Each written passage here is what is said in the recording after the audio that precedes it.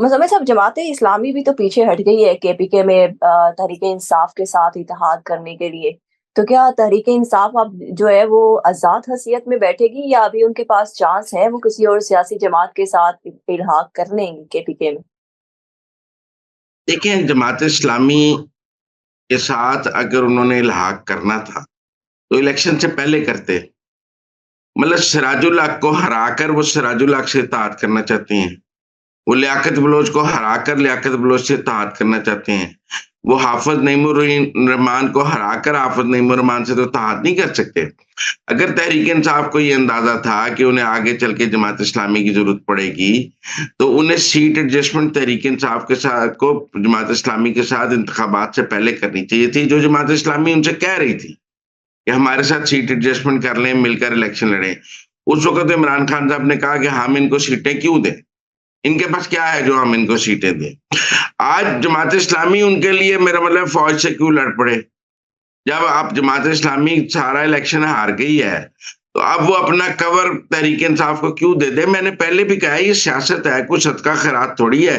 आज आपको हुँ, जमात इस्लामी का कवर चाहिए तो जमात इस्लामी कवर दे देगी, कल आपको जमात इस्लामी को सीटें चाहिए थी तो आपने नहीं दी थी। तो वो ठीक किया जमात इस्लामी ने। अब जो इलेक्शन में उनके साथ होना था हो गया है। अब वो इमरान खान के लिए इस्तेमाल क्यों हो। फिर इमरान खान की भी हिकमत अमली देखें। फिर मरकज में मजलिस जमात मुस्लिमीन के साथ, पंजाब में मजलिस जमात मुस्लिमीन के साथ। चूंकि केपी में मजलिस वाहिदतुल मुस्लिमीन नहीं है तो आप जमात इस्लामी के साथ कह रहे हैं कर लें। जमात इस्लामी को तो आपने एक बार सेकंड प्रायोरिटी पे रखा हुआ है ना, कि अगर मजलिस नहीं होगी तो हम जमात कर लेंगे। तो जमात का ख्याल होगा कि अगर हम सेकंड प्रायोरिटी हैं तो हम घर बैठे अच्छे हैं, हम इमरान खान की सेकंड प्रायोरिटी क्यों बने। तो मेरे ख्याल में बुरी पॉलिटिकल स्ट्रेटजी थी। उन्हें पहले दिन इंतखाबात से पहले सियासी जमातों के साथ ऐसी सीट एडजस्टमेंट करनी चाहिए थी कि इंतखाबात के बाद वो सियासी जमातें इकट्ठी चल सकते, जो मौका गंवा दिया गया। तहरीक इंसाफ की जानिब से वज़ीर आज़म के उम्मीदवार के लिए उमर अय्यूब का नाम नामज़द कर दिया गया है। तो मुज़म्मिल साहब, आप क्या समझते हैं, ये क्या एस्टेब्लिशमेंट को पैगाम दिया गया है या फिर साथ-साथ उन्होंने उन वकला को भी पैगाम दिया है जो आगे उम्मीदवार बनना चाहते थे वज़ीर आज़म की सीट के लिए?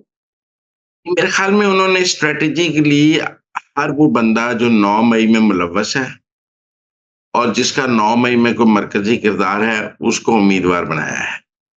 वो एस्टेब्लिशमेंट को ये वादे पैगाम दे रहे हैं कि मेरे हीरो वही हैं जिन्होंने फौज पर हमला किया है।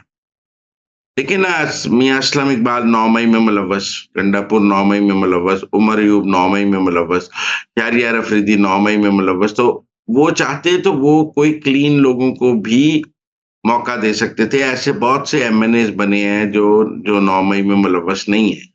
लेकिन खान साहब ने जानकर 9 मई में मुलव्वस लोगों को आगे लाए हैं, क्योंकि वो फौज से अभी लड़ाई बढ़ाना चाहते हैं। उनका ख़्याल है कि जितना मैं फ़ौज पे और दबाव इन इलेक्शन में जीतने का और दबाव बढ़ाऊँगा, मेरे लिए एक आसानी पैदा होगी। लेकिन मेरा नहीं ख़्याल कि 9 मई के मुल्ज़मान के साथ कोई रियायत की जाएगी, और इमरान खान की ये स्ट्रैटेजी इन मुल्ज़मान के लिए मज़ीद मुश्किलात पैदा करेगी, इनके लिए कोई नरमी नहीं ला सकती। ठीक है। अच्छा, एक और मुज़म्मिल साहब अंदर की बात बताएँ। इमरान खान ने अमेरिका से इंतखाबात में धांधली के खिलाफ भरपूर आवाज़ उठाने का मुतालबा किया है और ये भी कहा है कि कॉस्मेटिक्स बयानात नहीं चलेंगे। आपके पास मौका है, अपनी गलतियों का इज़ाला कर लें। क्या चाह रहे हैं इमरान खान साहब अमेरिका से? देखें, ये पहली बार नहीं है। उन्होंने अमेरिका में लॉबिंग फ़र्म भी हायर की और 2-3 लॉबिंग फ़र्म्स हायर की अमेरिका के साथ। तो इससे पहले फवाद चौधरी साहब की जो अमेरिकन एम्बेसडर से मुलाकात के हवाले से मुबैना बात है, जिसके बाद उनको दोबारा गिरफ्तार किया गया। वो अमेरिकी सफ़ीर को कह रहे थे कि पाकिस्तान पर पाबंदियाँ लगाई जाएँ और अमेरिका जो है वो ह्यूमन राइट्स के इश्यू पर पाकिस्तान पर सख्ती करे। और जो अमेरिका में तहरीक इंसाफ के हामी लोग हैं, वो भी अमेरिकियों को यही कहते हैं कि पाकिस्तान पर पाबंदियाँ लगा दें, पाकिस्तान पर सख्ती करें, ताकि पाकिस्तान मजबूर हो इमरान खान को बाहर निकालने पर। ये हुँ, भी हुँ। यही है कि वो कॉस्मेटिक बयान ना दें, कॉस्मेटिक बयान ना करे दें अमेरिका, तो क्या पाकिस्तान पर बम मार दे? मतलब वो कहते हैं अमेरिका जो है कॉस्मेटिक बयान ना दे। क्या करे? एक मुल्क दूसरे मुल्क के बारे में बयान दे सकता है या हमला कर सकता है। आप बता दें इमरान खान साहब क्या चाह रहे हैं कि अमेरिका पाबंदियाँ लगा दे, हमला कर दे, पाकिस्तान की नाकाबंदी कर दे, क्या कर दे? क्योंकि अगर उनको बयानात से वो समझते हैं उनकी तसल्ली नहीं हो रही इमरान खान की, तो वो एक्शन चाहते हैं। वो चाहते हैं अमेरिका उनको इक़्तिदार में लाने के लिए पाकिस्तान पर हमला कर दे और उसके नतीजे में उनको इक़्तिदार पर बिठा दे। और क्या पाबंदियाँ लगा दे, उन पे सैंक्शंस लगा दे, इंडिया को कहे उन पर हमला कर दे, क्या कहे मुझे समझ नहीं आई। एक मुल्क दूसरे मुल्क के बारे में बयान ही दे सकता है, या हमला कर सकता है, या पाबंदियाँ लगा सकता है। अब जब कह रहे हैं कॉस्मेटिक बयान ना दिया जाए, तो फिर हमला और पाबंदियाँ ही रह जाती हैं जो वो माँग रहे हैं कि पाकिस्तान पर या हमला कर दिया जाए या पाबंदियाँ लगा दी जाएँ। ठीक होगा। मुज़म्मिल साहब, आपने काफ़ी अंदर की खबरें दी हमें जस्टिस मज़ाहर अली अकबर नकवी के हवाले से। उनके इस्तीफ़े के बावजूद भी आज सुप्रीम जुडिशियल काउंसिल ने जो है वो कार्रवाई की और उनके खिलाफ गवाहों के बयानात भी रिकॉर्ड किए गए। क्या गवाहों ने बयानात दिए हैं उनके खिलाफ? सर, गवाहों ने उनकी करप्शन के बयानात दिए हैं। अ, अ, और उन्होंने जो लाहौर में घर खरीदा, उसकी पैसे स्मार्ट सिटी से आए या क्या हुआ, सारा कुछ उन्होंने दिया है बयानात। मैंने पहले भी कहा है कि मज़ाहिर अली नकवी का केस जो है, वो नैब में जाएगा।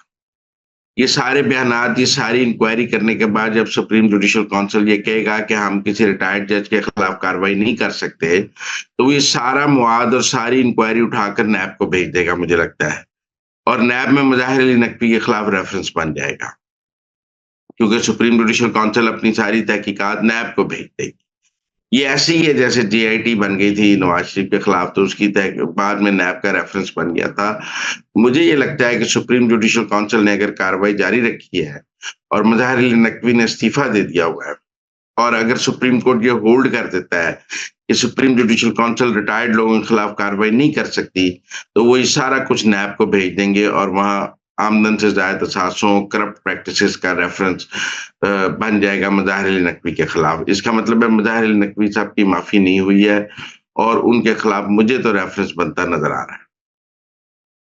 Thank you so much Muzammil साहब कि आपने हमें अंदर की खबरों से बाखबर किया। मुज़म्मिल साहब के मुताबिक मुस्ताफ़ी जज जस्टिस मज़ाहर अली अकबर नकवी के खिलाफ उन्हें नैब में रेफरेंस बनता हुआ नज़र आ रहा है। इसके साथ ही मुझे और मुज़म्मिल साहब को इजाज़त दें। अल्लाह हाफ़िज़।